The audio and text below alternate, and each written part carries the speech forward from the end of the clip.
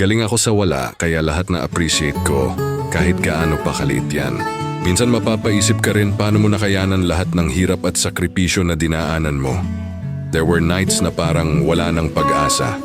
Days na feeling mo stuck ka na sa isang cycle na walang direksyon. Pero kahit mahirap, you held on to the smallest blessings. Yung tipong akala mo walang kwenta sa iba. Pero para sa'yo, sobrang laki na ng impact. A simple, thank you. Isang maliit na tulong.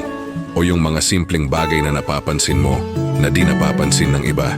Kaya ngayon kahit gaano kaliit ang natatanggap ko, sobra pa rin ang pasasalamat ko.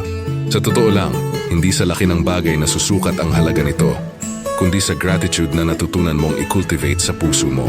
Every small win deserves to be celebrated. Kasi alam ko kung gaano kahirap magsimula ng wala. And because of that, I learned to see beauty in even the smallest victories. Kaya kung ikaw dumadaan din sa hirap ngayon, kapit ka lang. Malay mo, isang maliit na biyaya na pala ang magiging dahilan ng mas malaki pang pagbabago. Kung relate ka